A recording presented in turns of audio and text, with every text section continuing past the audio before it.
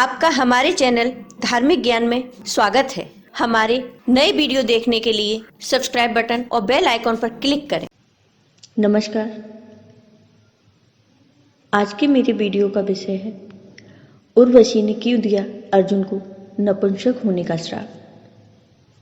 यह प्रसंग पांडवों के वनवास के समय का है। अपने वनवास के समय एक बार पांडव वेदव्यास जी के आश्रम में पहुंचे और उन्हें अपना दुख बताया। युधिष्ठिर ने वेदव्यास जी से प्रार्थना करी कि वो उन्हें अपना राज्य पुनः प्राप्त करने का कोई उपाय बताएं। तब वेदव्यास जी ने कहा कि पुनः अपना राज्य प्राप्त करने के लिए तुम्हें दिव्य अस्त्रों की आवश्यकता पड़ेगी, क्योंकि कौरवों के पास भीष्म, द्रोणाचार्य, कृपाचार्य, कर्ण जैसे महारथी हैं। अतः बिना दिव्य अस्त्र प्राप्त किए तुम उनका कुछ नहीं बिगाड़ सकते। युधिष्ठिर ने वेदव्यास जी से पूछा कि वो देवताओं से यह दिव्य अस्त्र कैसे प्राप्त करें। तब वेदव्यास जी ने कहा कि आप सब में केवल अर्जुन ही देवताओं को प्रसन्न करके दिव्य अस्त्र प्राप्त कर सकते हैं। अर्जुन को देवताओं को तपस्या करके प्रसन्न करना चाहिए। वेदव्यास जी के ऐसे वचन सुनकर अर्जुन तपस्या करने के लिए आगे अकेले ही रवाना हो गए। अर्जुन उत्तराखंड के पर्वतों को पार करते हुए एक अपूर्व सुंदर वन में जा पहुंचे। वहां के शांत वातावरण में वे भगवान शंकर की तपस्या करने लगे। उनकी तपस्या की परीक्षा लेने के लिए भगवान शंकर एक भील का भेष धारण कर उस वन में आए। वहां पर जाने पर भील रूपी शिवजी ने देखा कि एक दैत्य शूकर का रूप धारण कर तपस्यारत अर्जुन की घात में है। शिवजी ने उस दैत्य पर अपना बाण छोड़ दिया। जिस समय भगवान शिव ने दैत्य को देखकर बाण छोड़ा, उसी समय अर्जुन की तपस्या टूटी और दैत्य पर उनकी दृष्टि पड़ी। अर्जुन ने भी अपना गांडीव धनुष उठाकर उस पर बाण छोड़ दिया। शूकर को दोनों बाण एक साथ लगे और उसके प्राण निकल गए। शूकर के मर जाने पर भील रूपी शिवजी और अर्जुन दोनों ही शूकर को अपने बाण से मरा होने का दावा करने लगे। दोनों के बीच विवाद बढ़ता गया और विवाद ने युद्ध का रूप धारण कर लिया। अर्जुन निरंतर भील पर गांडीव से बाणों की वर्षा करते रहे, किंतु उनके बाण भील के शरीर से टकरा टकरा कर टूटते रहे और भील शांत खड़े हुए मुस्कुराते रहे।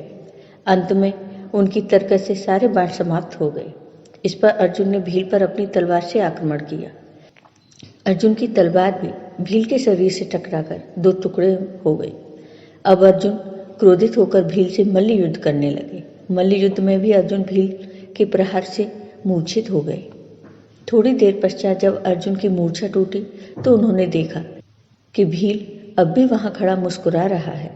भील की शक्ति देखकर अर्जुन को अत्यंत आश्चर्य हुआ और उन्होंने भील को मारने की शक्ति प्राप्त करने के लिए शिव मूर्ति पर पुष्पमाला डाली, किंतु अर्जुन ने देखा कि वह माला शिव मूर्ति पर पड़ने के स्थान पर भील के गले में पड़ी थी।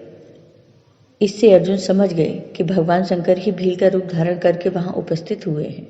अर्जुन शंकर जी के चरणों में गिर पड़े। भगवान शंकर ने अपना असली रूप धारण कर अर्जुन से कहा, हे अर्जुन, मैं तुम्हारी तपस्या और पराक्रम से अति प्रसन्न हूँ और तुम्हें पशुपत्यास्त्र प्रदान करता हूँ। भगवान शंकर अर्जुन को पशुपत्यास्त्र प्रदान कर अंतर्ध्यान हो गए।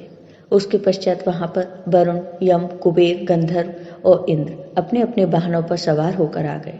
अर्जुन ने सभी देवताओं की विधिवत पूजा की। यह देखकर यमराज ने कहा, अर्जुन, तुम नर के अवतार हो तथा श्री कृष्ण नारायण के अवतार हैं। तुम दोनों मिलकर अब पृथ्वी का भार हल्का करो।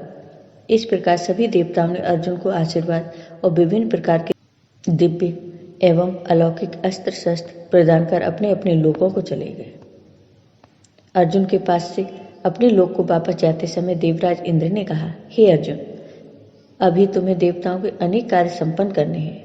तुमको लेने के लिए मेरा सारथी आएगा। इसलिए अर्जुन उसी वन में रहकर प्रतीक्षा करने लगे। कुछ समय के पश्चात उन्हें लेने के लिए इंद्र के सारथी मातली वहां पहुंचे और अर्जुन को विमान में बिठाकर देवराज की नगरी अमरावती ले गए। इंद्र के पास पहुंचकर अर्जुन ने उन्हें प्रणाम किया। देवराज इंद्र ने अर्जुन को आशीर्वाद देकर अपने निकट आसन पर बैठा लिया।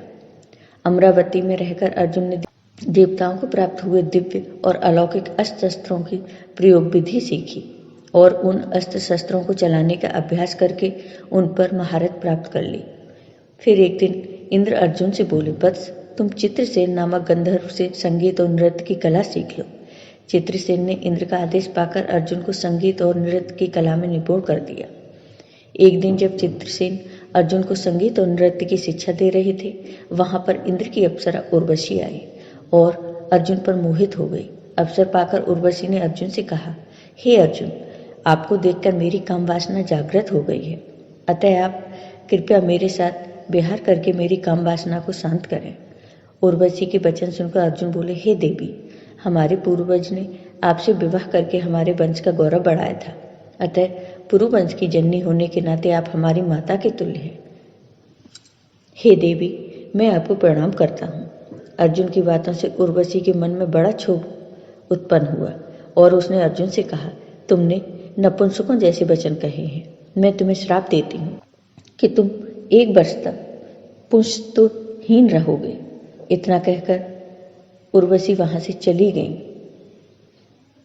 जब इंद्र को इस घटना के विषय में ज्ञात हुआ तो वे अर्जुन से बोले, वत्स, तुमने जो व्यवहार किया है वह तुम्हारे योग्य ही था। उर्वशी का यह श्राप भी भगवान की इच्छा थी। यह श्राप तुम्हारे अज्ञातवास के समय काम आएगा।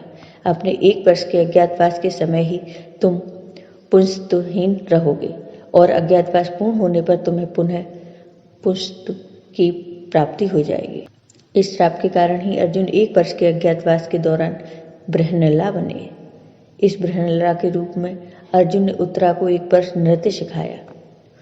उत्तरा विराटनगर के राजा विराट की पुत्री थी। अज्ञातवास के बाद उत्तरा का विवाह अर्जुन के पुत्र अभिमन्यु से हुआ था। आपको ये वीडियो पसंद आया हो तो कमेंट बॉक्स में कमेंट करके ज़रूर बताइए। साथ ही मेरे वीडियो को ज़्यादा से ज़्यादा शेयर करिए। धन्यवाद।